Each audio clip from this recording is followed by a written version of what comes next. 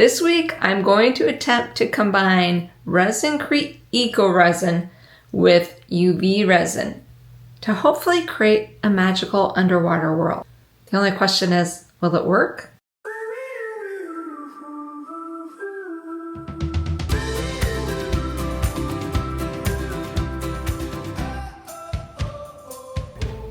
I've had these silicone pendant molds for years now, and I had yet to do anything with them. But now that I'm familiar with Eco Resin and Resin Crete, I thought it would look really pretty to turn these into an underwater kind of Arctic looking ocean theme. The idea in my mind is fabulous. However, we'll see if it actually works. The first thing I'm going to do is mix up my Resin Crete. If you haven't seen this product, it's fabulous. I'm in love with it, and there's many videos of me using it if you want to know more detail about how to mix it and use it. But it almost comes out feeling like a ceramic type of product, and it cures in less than 30 minutes, especially when you're working with small molds like this. The idea is you pour one side, then you demold it, place that in the other side, and then continue pouring the rest of your mold. And I love the stark white look of Resin Crete on its own without adding any pigment, because I think it'll make a really cool like Arctic water scene. Make sure you jiggle and wiggle them a little to try to get any air bubbles out.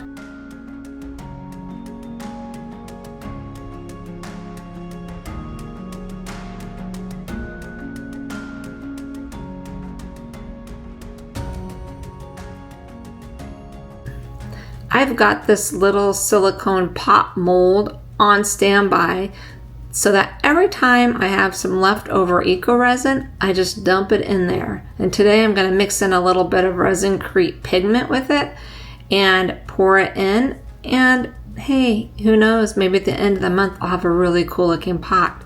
So stay tuned for that.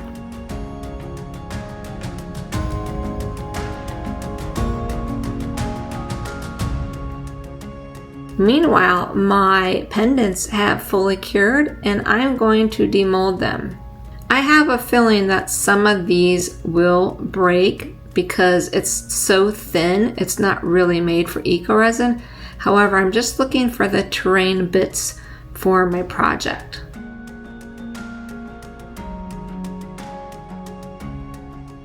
Look at all of the layers and the terrain.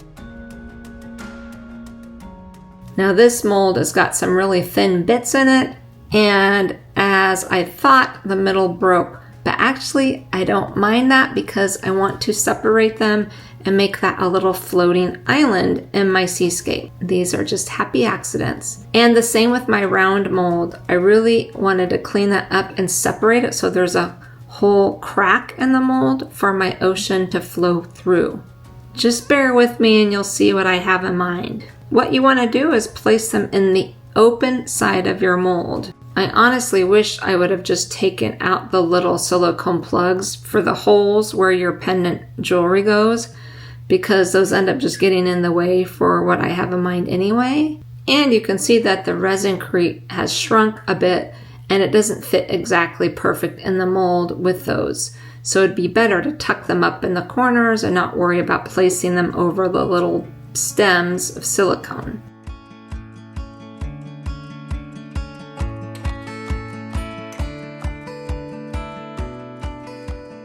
Now it's time to get out our UV resin. I'm going to be working with Let's Resin's UV Resin Clear Hard Type. This is my favorite one to work with for these pendants. And Let's Resin also has a line of colored UV resins, which are great for projects like this. However, I will be also using some epoxy resin pigments to create different tones of colors for my oceans. I don't want them all just one color. Don't worry, I'll put links to all of these things down in the description under the video. Just click on the More drop-down menu and you'll see everything listed there if you want to try this for yourself. You'll also need a little silicone mixing dish, some stir sticks, a lighter, and I've got these small pipettes on standby in case I need to draw back out some of my resin if I over pour. So the first thing I'm going to do is put down a clear coat of my UV resin, spread it around, get that lighter to remove some of the bubbles. However, this is underwater, so I don't care if there's bubbles in my project. And then I'm going to take some clear UV resin and mix in some of my blue. And then I'm going to combine my clover color. I think I'll use this on my oval mold as my first layer.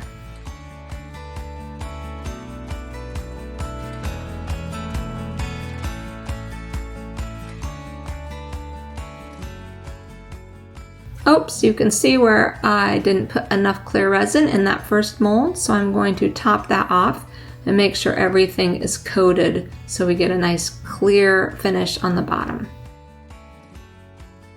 And I overfilled it a little bit in that corner, and that's why it's good to have these pipettes on standby. And for my round mold, I'm going to use that colored blue UV resin. I am going to add it to a little bit of clear UV resin just so I can make it more translucent. This stuff is great because you don't have to worry about it curing after you mix in pigments and colors because it's made for that. Now it is time to put these under the UV lamp for a couple of minutes for the first round. I'm going to create these in several layers. And as always, I will turn on my air purifier. This is a Resinaire's air purifier. It helps get rid of those VOCs in the air quickly when you're working with resin. Now that these are cured, I'm going to pull them out and begin my next layer. You can see that the resin went under the back of the mold, but I actually like that, and it's going to adhere the whole thing together much better. While those were curing, I was trying to figure out if I could draw little penguins swimming underwater, and I quickly realized I could not. So then I remembered I had nail stamps. Oftentimes, you'll find the best supplies for your UV resin jewelry in the nail section. I'm using the Born Pretty Black, and I have a kit of ocean-themed nail stamps. And this is the scraping card and the gel stamper that you're going to use to transfer your image. And don't forget to have some alcohol wipes on standby. You'll need them to clean off your stamping plates. And here's how it works. You quickly paint on your black stamping nail polish. You scrape it off, which is a mess. And then you push down your gel stamp onto it to lift the image off, and then transfer it over to your UV resin piece and press down to adhere the image onto that. Now you have to work pretty quickly, I found out, or it won't come off and you'll have to clean it off and start all over. And then I'm going to put a clear layer on top of my little sea creatures. On my round one, I'm going to go ahead and put in a clear layer of resin because I'm trying to retain some of that white Arctic shelf look in the water. And I'm going to do the same in our oval one. I'm going to create another clear layer. And then we're ready to put them under the UV lamp for another couple of minutes.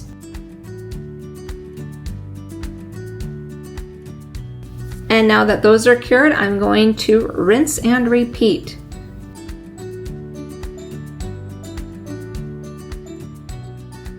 I think for this one, I'm going to use these little fish. I wish I just had some little silhouette stickers, but in a pinch, this worked.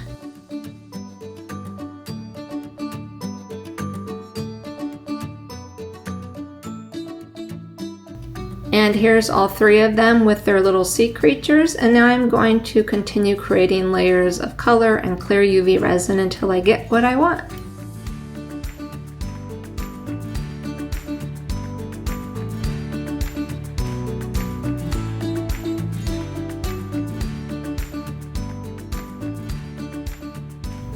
I'm really liking this emerald green color.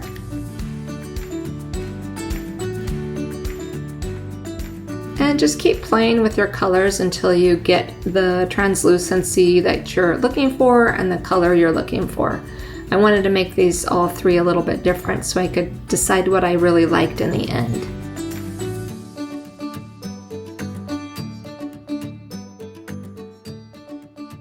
And now I'm going straight in with my UV blue colored resin to add in some different tones of blues in this one, so it's just not all one solid color.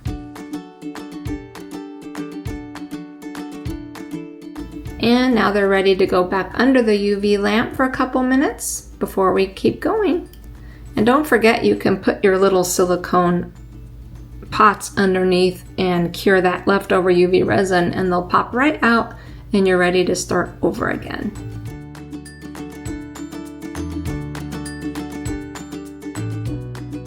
Now I'm going to top coat these with some clear resin, and I'd like to leave some of that white eco resin exposed on the top so that they have different textures. You've got the glossy water of the resin and you've got the smooth ceramic look of the resin-crete.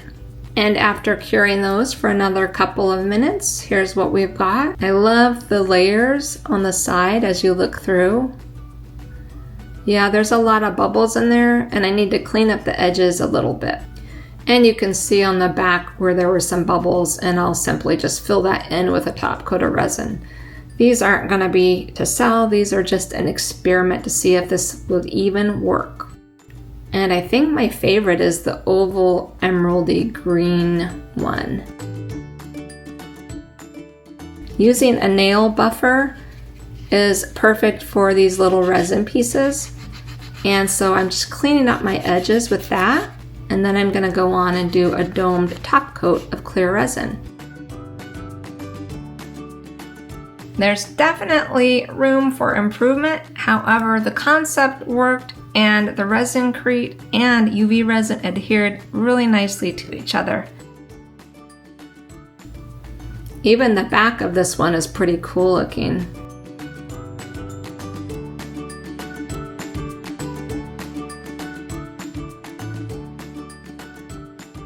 I think they'll pop even more if I put some chrome marker around the outside of them. And I've got these great chrome markers from J. Diction.